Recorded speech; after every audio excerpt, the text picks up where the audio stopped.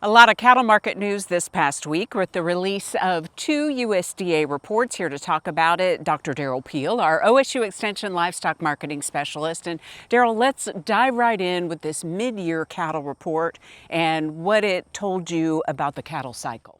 Yeah, so we get the mid-year update for July 1 on the the inventories for the basic herd numbers, and it's kind of mixed signals, a little bit like the January report was.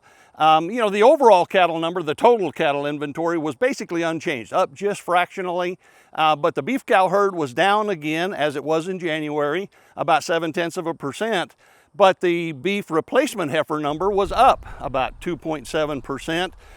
It was up slightly also in January. So, there's indications here that we are thinking about saving some heifers and trying to stabilize this herd, but the actual inventory for beef cows says we're still declining at this point. This report also had a calf crop for 2026, the first estimate of that was down 1.5%.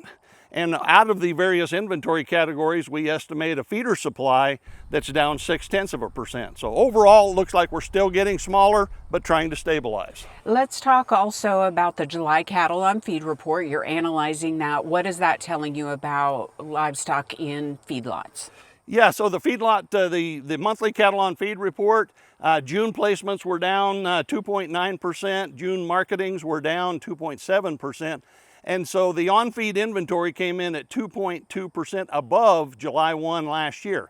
So the on-feed inventory's been up the last 3 months.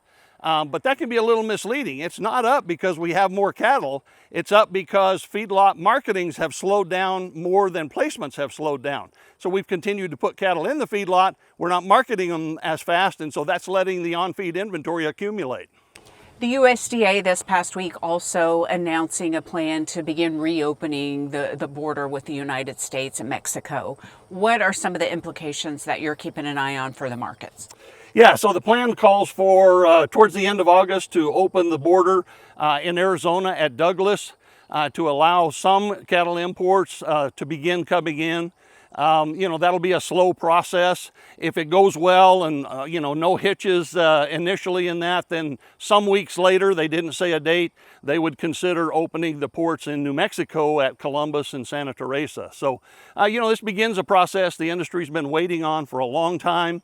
It has lots of attention in the marketplace right now. The initial reaction, of course, was pretty negative. It does mean more cattle coming in, but it doesn't mean a lot more cattle, and certainly not very fast. So, I think the market will absorb this news over time and get used to the idea. It's probably going to take several months for this to get anywhere near back to normal if everything stays on track. So you really set the stage here. Multiple things you're keeping an eye on. What does all this mean for the cattle markets? Cattle markets have had a rough July. We've been in the midst of a large correction. Futures markets, summer doldrums, all kinds of things. So the futures markets led the way with a big correction down. It looked like it was about to stabilize, and then this Mexican border news comes out. And so the market has seen further pressure since then. It is a correction. I'm going to stick with that. The fundamentals really haven't changed, and even this Mexican border opening doesn't really change things all that much. So we're probably going to see this market stabilize and recover going forward, but we have seen a very large correction. The fundamentals are still very strong. And again, the overall numbers would suggest that we're still getting smaller, still getting tighter. With less cattle in the country, that's going to continue to support cattle prices. All right, Derrell, lots of great information. Thank you very much, and we'll see you again soon.